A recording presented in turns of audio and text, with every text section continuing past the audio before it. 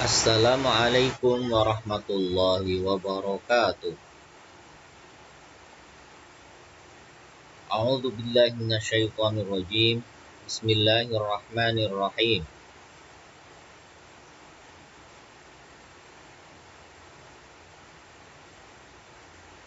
Para santri Madrasah Diniyah Takmiliyah Awwaliyah dan umumnya seluruh pemirsa dan pemerhati pendidikan diniyah, marilah kita bersama-sama untuk bijak menggunakan gawai, smartphone, dan berbagai media elektronik lainnya. Mudah-mudahan dengan adanya media yang serba cepat seperti era digital sekarang ini akan membawa kita kepada hasanah keilmuan dan mudah-mudahan mendapat lebih banyak keberkahan sehingga dapat menunjang mencapai proses kesuksesan, mencapai puncak kesuksesan hidup di dunia hingga akhirat. Amin. Allahumma amin. Untuk melanjutkan pelajaran tarikh Islam, sejarah, yaitu dengan buku Aku Mengenal Tarikh Islam, kita melanjutkan ke sejarah para nabi. Untuk kali ini, yaitu kita sudah sampai ke 5, Nabi Soleh alaihissalam. Nabi Soleh alaihissalam adalah anak Ubaid bin Ashif Masih bin Ubaid bin Hazir bin Samud bin Umair bin Arim bin Syam bin Nuh. Nabi Soleh alaihissalam adalah seorang nabi dan rasul yang diutus kepada Samud. Dia telah diberikan mukjizat, yaitu seekor unta betina yang dikeluarkan dari celah batu dengan izin Allah Subhanahu wa taala, yakni untuk menunjukkan kebesaran Allah Subhanahu wa taala kepada kaum Samud.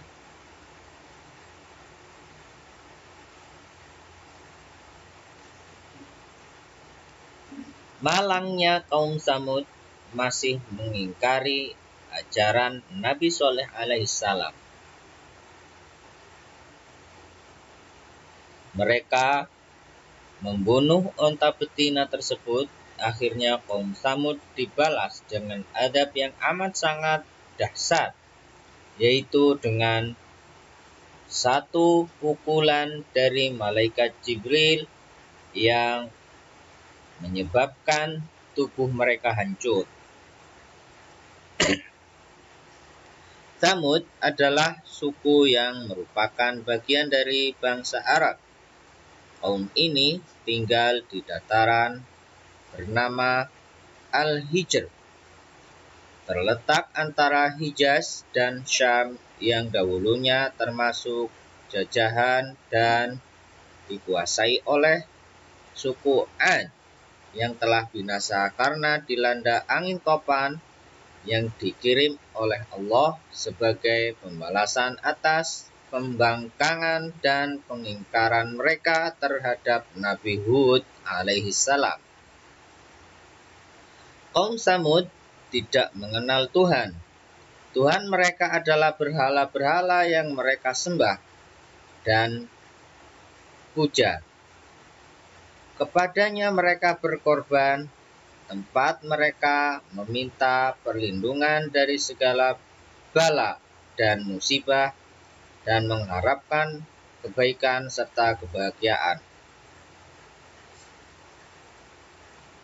Dikenalkan mereka oleh Nabi Shalih alaihissalam kepada Tuhan yang sepatutnya mereka sembah, yaitu Allah yang Maha Esa, yang telah menciptakan mereka, menciptakan alam sekitar mereka, menciptakan tanah-tanah yang subur, yang menghasilkan bahan-bahan keperluan hidup mereka. Terperanjatlah kaum Nabi Shalih alaihi salam mendengar seruan dan dakwahnya yang bagi mereka merupakan hal yang baru, yang tidak diduga akan datang dari kaumnya sendiri. Nabi Shalih alaihissalam memperingatkan mereka agar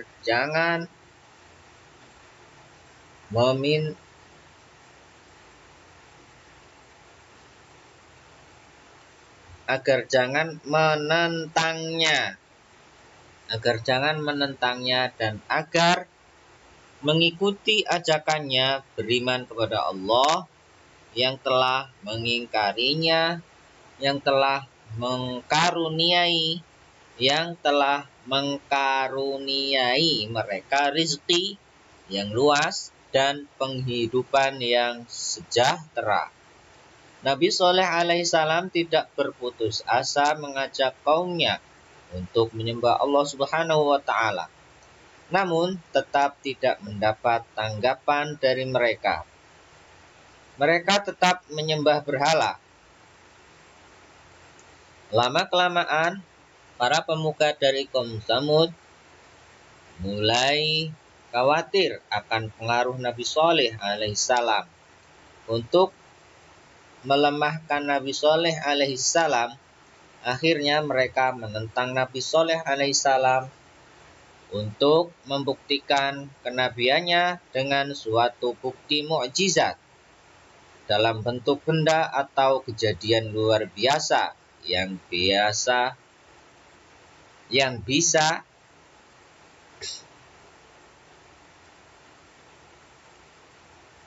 berada di luar kekuatan manusia. Nabi Shalih alaihissalam sadar bahwa tantangan kaumnya yang menuntut bukti daripadanya berupa mukjizat itu adalah bertujuan hendak menghilangkan pengaruhnya dan mengikis habis kewajibannya di mata kaumnya, terutama para pengikutnya, bila ia gagal memenuhi tantangan dan tuntutan mereka. Nabi Shalih alaihissalam memohon kepada Allah Subhanahu wa Ta'ala dengan kuasaannya menciptakan seekor unta betina yang dikeluarkan dari perut sebuah batu karang besar yang terdapat di sisi sebuah bukit yang mereka tunjuk. Maka kemudian dengan izin Allah Subhanahu wa Ta'ala terbelahlah batu karang yang ditunjuk dan keluar dari dalam batu seekor unta betina. Dengan menunjuk kepada binatang yang baru keluar dari perut batu besar itu, berkatalah Nabi Shalih alaihissalam kepada mereka, "Inilah dia unta Allah, janganlah kamu ganggu dan biarkanlah dia mencari makanannya sendiri di atas bumi Allah. Dia mempunyai giliran untuk mendapatkan air minum dan kamu mempunyai giliran untuk mendapatkan minuman bagimu juga. Dan ketahuilah bahwa Allah akan menurunkan azabnya apabila kamu mengganggu binatang ini." Kurang alif ya, ini. Dengan berhasilnya Nabi Shalih alaihissalam mendatangkan mukjizat yang mereka tuntut, gagallah para pemuka kaum Samud dalam usahanya untuk menjatuhkan kehormatan dan menghilangkan pengaruh Nabi Shalih alaihissalam. Bahkan sebaliknya telah menambah tebal kepercayaan para pengikutnya dan menghilangkan banyak keraguan dari kaumnya. Maka dihasutlah oleh mereka pemilik-pemilik ternak yang merasa jengkel dan tidak senang dengan adanya unta Nabi Shalih alaihissalam yang bergiliran di ladang dan kebun-kebun mereka, serta ditakuti oleh binatang-binatang peliharaannya. Persekongkolan diadakan oleh orang-orang dari kaum Samud untuk merancang pembunuhan unta Nabi Shalih alaihissalam. Dan mereka berhasil membunuh unta Nabi Shalih alaihissalam.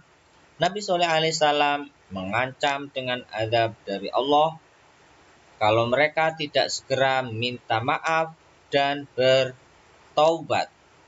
Tapi mereka tidak menghiraukan ancaman Nabi Shalih alaihissalam.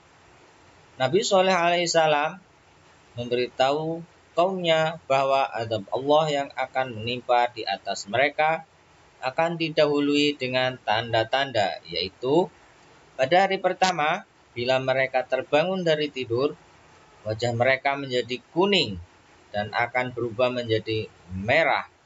Pada hari kedua, dan hitam pada hari ketiga.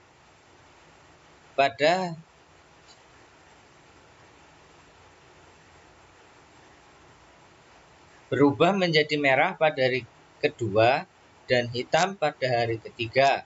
Dan pada hari keempat turunlah azab Allah yang pedih. Sementara Nabi Shalih alaihissalam bersama para mukminin menuju Ramallah, sebuah tempat di Palestina, meninggalkan Hijr dan penghuninya. Kaum Samud habis binasa di tempat halilintar yang dahsyat, beriringan dengan gempa bumi yang mengerikan. Mereka musnah dengan mayat yang bergelimpangan. 6. Nabi Ibrahim alaihissalam. Nabi Ibrahim alaihissalam adalah anak Azar bin Nahur bin Saruh bin Orbu bin Falih bin Ubair bin Shalih bin Finan bin Arfaksad bin Syam bin Nuh. Azar sendiri adalah pembuat patung. Nabi Ibrahim alaihissalam dilahirkan di sebuah tempat bernama Padam yang terletak di dalam kawasan kerajaan Babilonia. Beliau dikenal sebagai bapak para nabi karena dari beliaulah Allah menurunkan para nabi dan rasul, termasuk Nabi Muhammad SAW adalah keturunan Nabi Ibrahim. Nabi Ibrahim alaihissalam mendapat gelar dari Allah Subhanahu wa taala dengan gelar Khalilullah. Khalilullah artinya kesayangan Allah Subhanahu wa taala. Selain itu, ia bersama anaknya Ismail. Ismail terkenal sebagai pendiri Baitullah. Ia diangkat menjadi nabi dan diutus untuk kaum Kaldan yang terletak di kota Urdi, Irak, dulu Mesopotamia. Pada masa kekuasaan Raja Namrud bin Kan'an, yaitu seorang raja yang sangat berkuasa dan kejam. Ia adalah raja penyembah berhala, di mana patung dijadikan Tuhan. Nabi Ibrahim alaihissalam merupakan salah satu dari kelima nabi ulul azmi, karena Allah Subhanahu wa taala memberikan ujian yang sangat berat, namun semua ujian dan cobaan beliau jalani dengan penuh ketabahan dan kesabaran. Sikapnya yang lemah lembut serta tutur kata yang santun senantiasa beliau tampakkan dalam kesehariannya. Beliau adalah nabi yang sangat menghormati tamu sehingga beliau dijuluki Abu Diva. Abu Diva artinya bapak para tamu.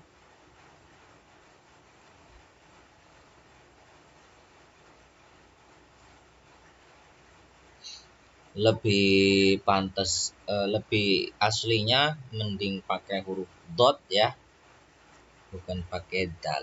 Diva. Sejak kecil Nabi Ibrahim alaihissalam adalah seorang yang cerdas dan kritis,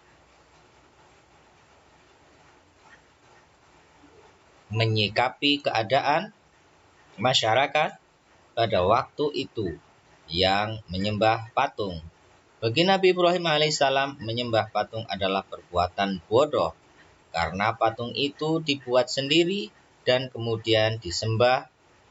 Bagaimana mungkin benda buatan manusia bisa menghidupkan dan mematikan manusia? Oleh karena itu, Nabi Ibrahim alaihissalam mencari Tuhan yang sebenarnya. Ketika malam telah gelap, dia melihat sebuah bintang, lalu dia berkata, "Inilah Tuhanku." Tetapi tatkala bintang itu tenggelam, dia berkata, "Saya tidak suka kepada yang tenggelam." Kemudian tatkala dia melihat bulan terbit, dia berkata, "Inilah Tuhanku." Tetapi setelah bulan itu terbenam, dia berkata, "Sesungguhnya jika Tuhanku tidak memberi petunjuk padaku, pastilah aku termasuk orang yang sesat." Nabi Ibrahim alaihissalam terus mencari Tuhan dengan berbagai cara dan upaya tanpa mengenal lelah. Tetapi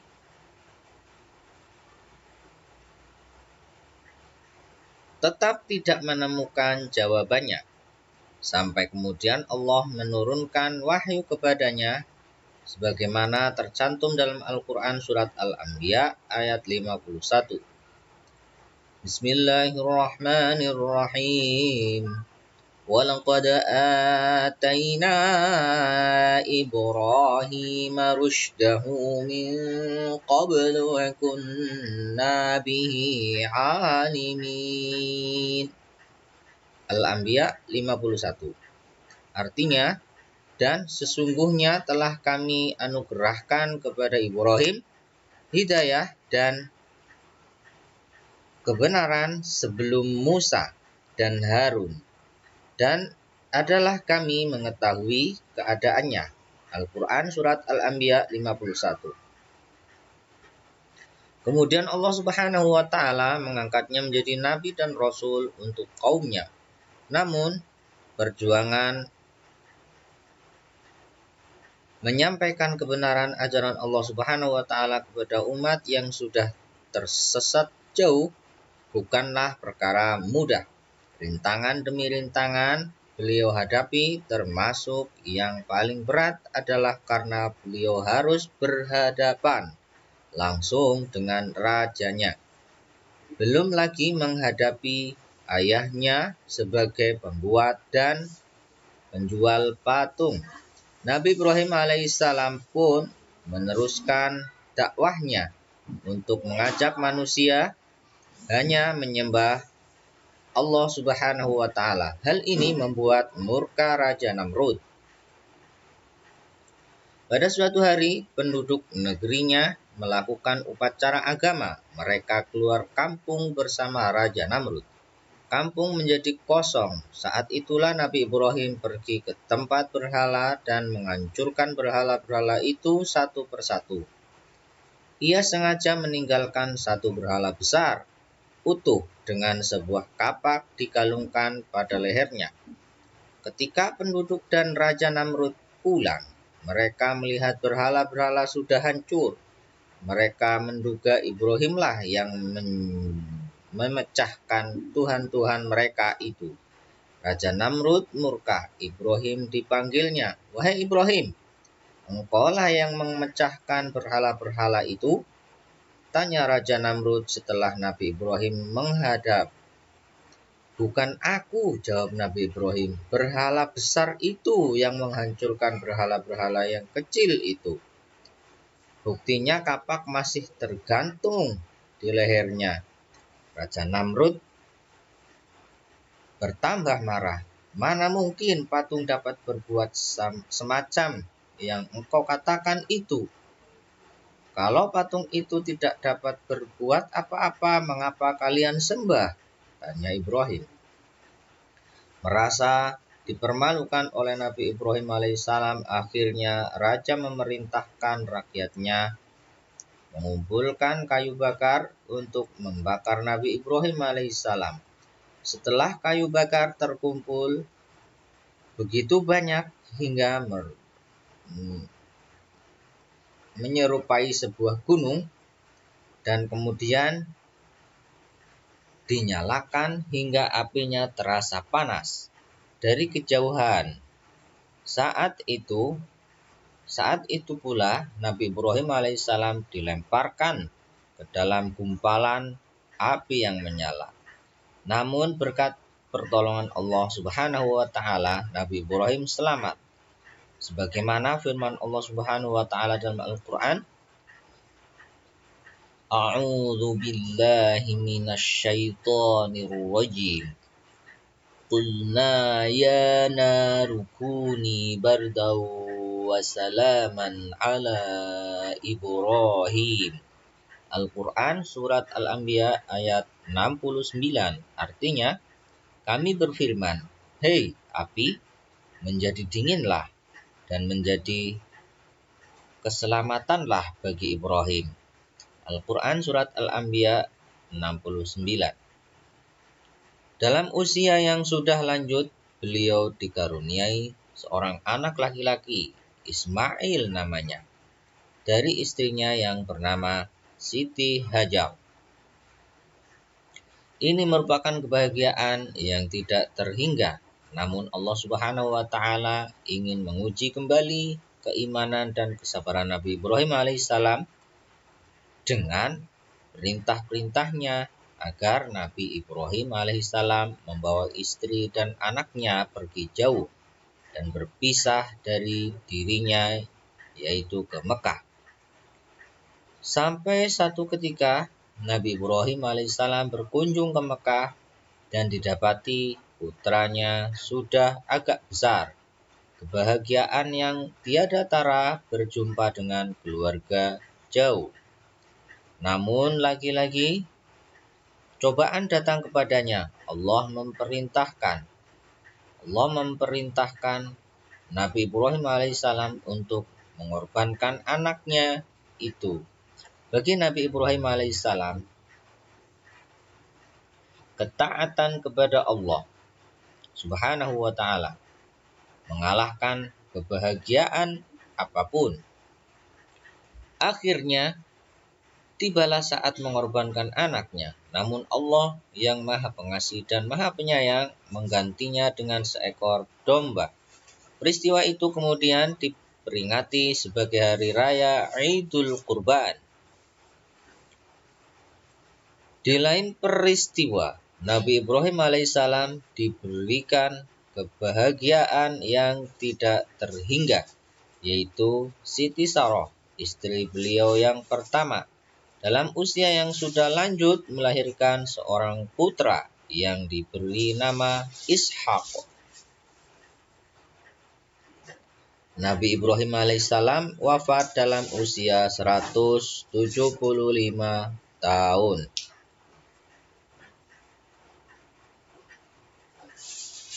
koreksi sedikit. Memang untuk pegon tulisan Aidul Kurban ini bisa dibunyikan ya, Aidul Kurban, Aidul Kurban. Tapi untuk menjaga keaslian lebih baik ditulis dengan ain iya dal, Aid, asli Aid. Al-Qurban pakai qaf ro ba alif nun ya, wawunya nggak usah ya, kurban. Atau bisa langsung Aidul Adha untuk menjaga keaslian dan tidak semua pegon ditulis semacam pegon semua ya. Tapi kefahaman juga penting, jadi bolehlah ditulis semacam ini untuk menambah kemampuan kita mengasah pegon. Baik, kita lanjutkan yang ketujuh, Nabi Lut alaihissalam. Nabi Lut alaihissalam adalah saudara dari Nabi Ibrahim alaihissalam. Ayahnya yang bernama Hasan bin Tarikh adalah saudara sekandung dari Nabi Ibrahim alaihissalam. Ia hidup sezaman dengan Nabi Ibrahim alaihissalam dan mengikuti agama Nabi Ibrahim alaihissalam serta berjuang bersama Nabi Ibrahim alaihissalam menegakkan agama Tauhid, yaitu suatu ketika berada di Mesir. Kemudian Lut alaihissalam untuk menyampaikan ajaran Tauhid kepada kaum Sodom. Sodom adalah sebuah daerah yang berada di Yordania. Masyarakat Sodom adalah masyarakat yang rendah tingkat moralnya, rusak mentalnya, tidak mempunyai pegangan agama atau nilai kemanusiaan yang beradab. Beradab, pakai ba lebih bagus ya. Kemaksiatan, pakai sod, kemaksiatan dan kemungkaran merajalela dalam pergaulan hidup mereka. Pencurian dan perampasan harta milik orang lain merupakan kejadian setiap hari di mana yang kuat menjadi kuasa sedang yang lemah menjadi korban. Penindasan dan perlakuan sewenang-wenang. Maksiat yang paling menonjol yang menjadi ciri khas hidup mereka adalah perbuatan homoseksual, liwat, di kalangan lelaki dan lesbian di kalangan wanita. Kedua jenis kemungkaran ini begitu merajalela di dalam masyarakat sehingga merupakan satu kebudayaan bagi kaum Sodom. Kepada masyarakat yang sudah sedemikian rupa keruntuhan moralnya dan sedemikian penyakit sosialnya, diutuslah Nabi Lut alaihissalam sebagai Rasul untuk mengajak beriman kepada Allah Subhanahu wa Ta'ala. Namun mereka tidak menghiraukan ajakan Nabi Lut alaihissalam. Bahkan mereka membangkang, termasuk istri Nabi Lut alaihissalam sendiri tidak beriman. Namun demikian Nabi Lut alaihissalam tetap menjalankan tugasnya sebagai Rasul untuk menyampaikan kebenaran dengan ketabahan dan kesabaran walaupun kaumnya tetap menolak ajakan Nabi Lut alaihissalam. Sampai akhirnya Allah Subhanahu wa Ta'ala mengutus 3 orang malaikat untuk menyamar sebagai pemuda-pemuda tampan yang bertamu di rumah Nabi Lut alaihissalam. Hati Nabi Lut alaihissalam menjadi tenang manakala para malaikat itu berterus terang tentang kedatangannya, itu merupakan perintah Allah Subhanahu wa taala untuk menyamar dan memberitahukan kepada Nabi Lut alaihissalam bahwa Allah Subhanahu wa taala akan menurunkan azab kepada penduduk Sodom dan menyarankan kepada Nabi Lut alaihissalam dan keluarganya serta pengikutnya untuk pergi meninggalkan Sodom tengah malam sebelum matahari terbit. Nabi Lut alaihissalam keluar dari rumahnya selepas tengah malam bersama keluarganya terdiri dari seorang istri dan 2 putranya dan pengikutnya menuju keluar kota. Dan begitu Nabi Lut alaihissalam beserta kedua putranya melewati batas kota Sodom, sewaktu fajar menyingsing, bergetarlah bumi dengan dahsyat di bawah kaki rakyat Sodom, diikuti gempa bumi yang dahsyat disertai angin yang kencang dan hujan batu yang menghancurkan kota Sodom beserta semua penghuninya.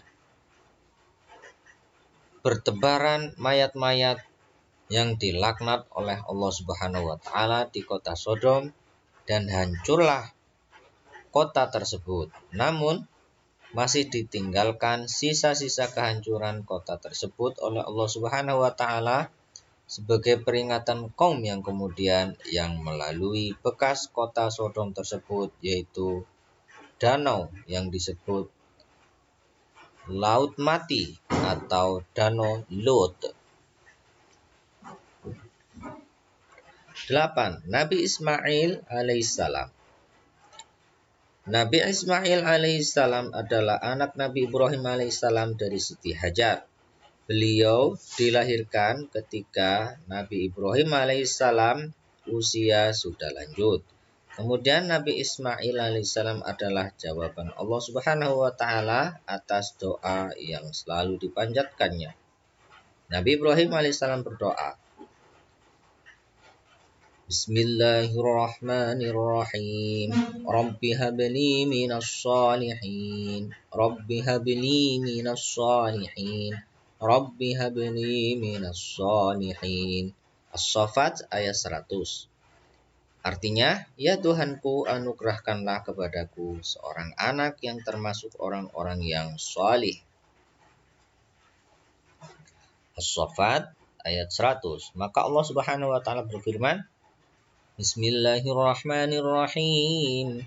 Fabasyarnahu bighulamin halim. As-Saffat ayat 101. Artinya, maka kami beri dia kabar gembira dengan seorang anak yang amat sabar. As-Saffat ayat 101. Kegembiraan yang tiada tara atas kelahiran anaknya, namun Allah Subhanahu wa taala mengujinya agar Nabi Ibrahim alaihissalam membawa istrinya dan anaknya itu ke sebuah tempat yang kering dan tandus, tempat tanpa penghuni dan tumbuh-tumbuhan, yaitu Mekah. Namun karena ini perintah Allah, maka Nabi Ibrahim alaihissalam melaksanakannya dengan kesabaran, dan Siti Hajar pun menerimanya tanpa keluh kesah. Tinggallah Siti Hajar dan Ismail kecil di sebuah gubuk yang sederhana dengan bekal seadanya. Sampai saatnya bekal yang dibawa itu habis dan kering pula air susu ibunya, sementara Ismail kelaparan dan kehausan. Akhirnya Siti Hajar berusaha mencari air. Ia berlari ke Bukit Sofa karena dilihatnya bayangan air, tapi ternyata tidak ada. Kemudian ia berlari, ditambah alif ya, ia berlari ke Bukit Marwah karena dilihatnya di sana seperti ada air, tapi ternyata nihil juga. Dan ini dilakukan berulang-ulang sampai 7 kali. Peristiwa ini di kemudian hari dijadikan salah satu rukun haji, yaitu sa'i. Pakai ain ya. Sa'i, bukan sa'i. Sa'i.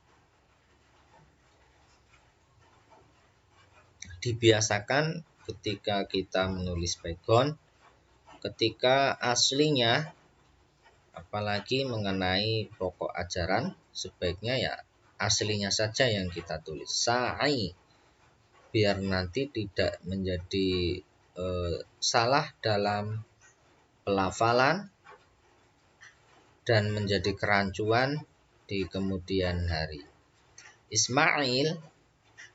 Ismail kecil menangis sambil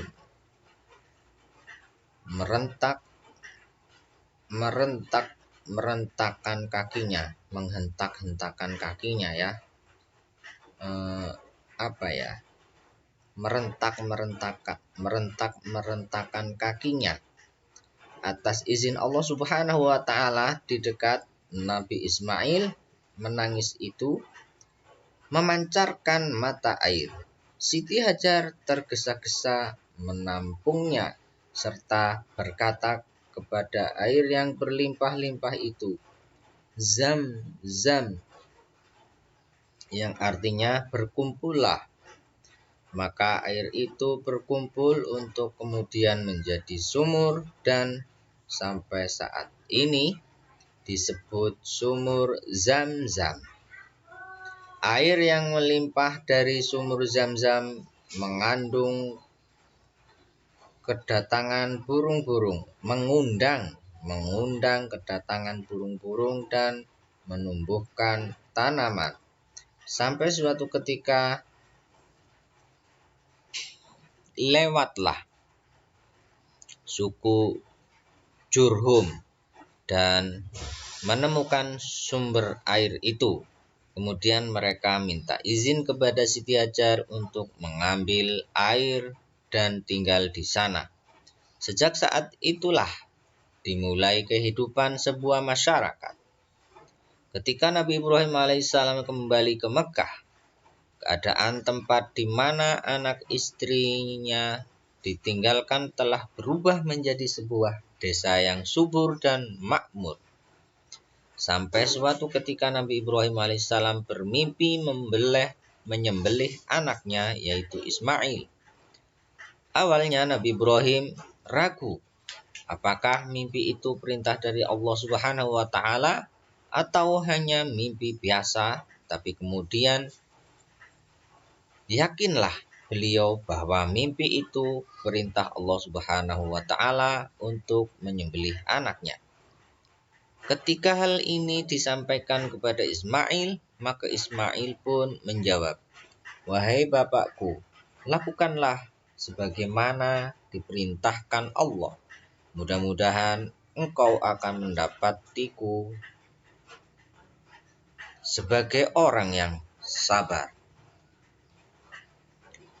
Maka Nabi Ibrahim alaihissalam pun membawa Ismail ke sebuah tempat untuk melaksanakan penyembelihan itu. Di tengah-tengah perjalanan itu, syaitan mengganggu Nabi Ibrahim alaihissalam dan Ismail untuk mengurungkan niat penyembelihan itu. Ismail marah kepada syaitan dan dilempar syaitan itu dengan batu. Di kemudian hari, peristiwa itu menjadi salah satu rukun haji, yaitu Jumrah. Sampai di tempat tujuan, dibaringkanlah Ismail dengan muka telungkup agar ayahnya tidak melihat wajah anaknya itu supaya tidak menambah kesedihannya. Sesaat pisau diletakkan di leher Ismail. Allah berfirman kepada Nabi Ibrahim alaihissalam, "Hei Ibrahim, sesungguhnya engkau telah membenarkan mimpi itu, dan Allah Subhanahu wa taala menggantinya dengan seekor domba gibas. untuk disembelih. Dari peristiwa itulah kemudian disyariatkannya pada hari raya Adha, di hari Tasyrik. Di lain waktu, Nabi Ibrahim alaihissalam menerima wahyu untuk membangunkan Ka'bah. Kemudian Nabi Ibrahim alaihissalam berkata kepada Ismail, "Wahai anakku, sesungguhnya Allah menyuruhku menjalankan perintah." Ismail menjawab, "Lakukanlah apa yang diperintahkan Robmu." Nah, seperti ini juga ya, Rob. Ini biar enggak bingung. Robbun, artinya Tuhan ya. "Apakah engkau akan membantuku?" Tanya Nabi Ibrahim kembali. "Aku pasti akan membantumu."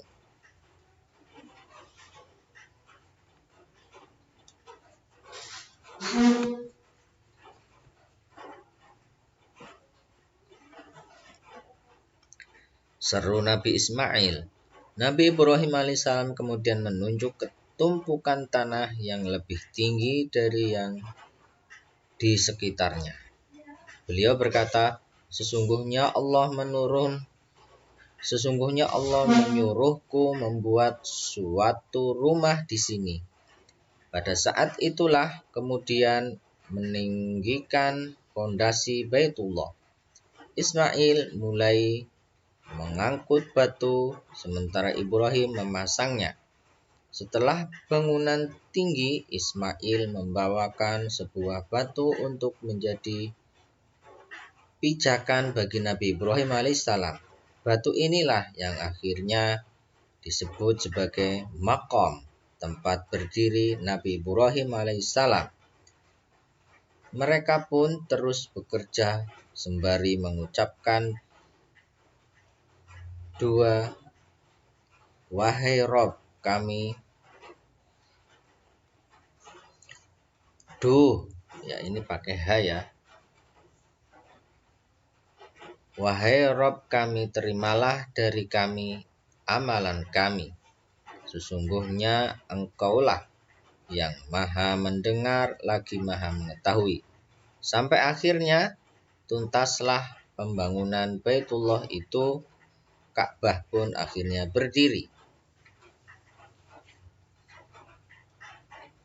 Nabi Ismail alaihissalam diutus Allah Subhanahu wa taala ke negeri Yaman dan Amlik untuk menyeru manusia supaya bertakwa kepada Allah Subhanahu wa taala, bersembahyang dan membayar zakat. Dan menurut salah satu riwayat, Nabi Ismail alaihissalam meninggal pada usia 137 tahun di Palestina. Nabi Ismail alaihissalam dikaruniai oleh Allah Subhanahu wa taala yaitu anak berjumlah 12, dan mereka menjadi pemimpin-pemimpin atas kaumnya yang dinamakan Arab Musta'ribah.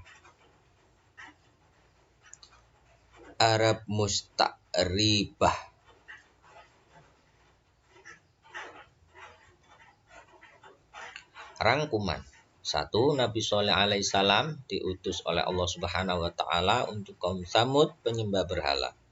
2. Mukjizat Nabi Shalih alaihissalam adalah dapat mengeluarkan seekor unta betina dari batu. Namun unta itu kemudian dibunuh oleh kaum Tsamud. 3. Allah Subhanahu wa taala menurunkan azab kepada kaum Tsamud, yaitu halilintar yang dahsyat beriringan dengan gempa bumi yang mengerikan. 4. Sejak kecil Nabi Ibrahim alaihissalam adalah orang yang cerdas dan kritis. Sejak kecil ia mencari Tuhan sendiri. 5. Nabi Ibrahim alaihissalam adalah seorang Rasul ulul azmi karena mendapat tantangan dan ujian yang berat, tetapi beliau tetap tabah. Raja Namrud yang kejam adalah musuh utamanya. 6. Nabi Ibrahim alaihissalam dibakar hidup-hidup oleh Raja Namrud namun diselamatkan Allah. 7. Nabi Ibrahim alaihissalam mengorbankan anaknya Nabi Ismail alaihissalam untuk disembelih atas perintah Allah Subhanahu wa taala walaupun akhirnya diganti dengan seekor kibas. 8. Nabi Ibrahim alaihissalam adalah pendiri Ka'bah bersama dengan putranya Nabi Ismail alaihissalam. 9.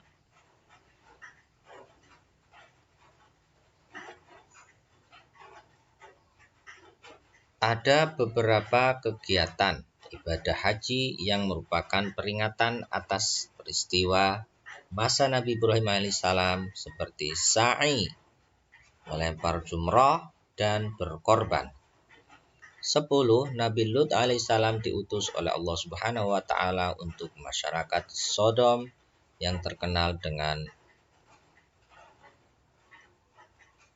maksiatnya, yaitu lesbian, di samping kerusakan moral dan yang lainnya. 11.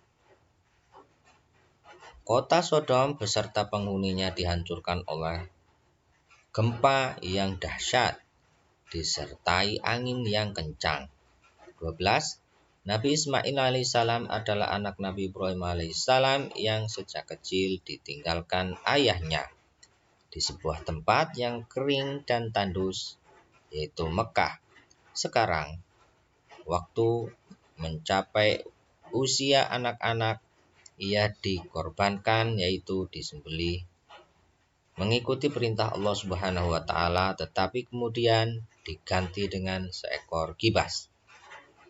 13. Nabi Ismail alaihissalam seorang yang sabar menerima perintah Allah Subhanahu wa taala.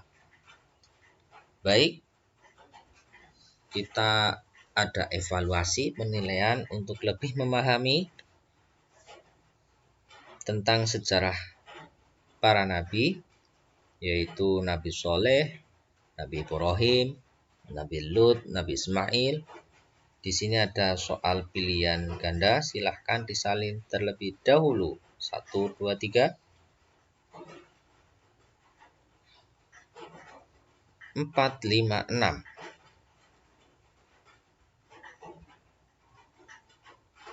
7, 8, 9, 10.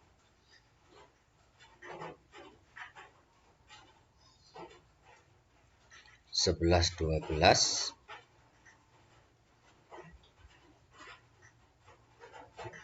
13, 14, 15. Berikutnya, soal yang bak istilah titik-titik di bawah ini dengan benar. Ada 10 soal, silahkan disalin.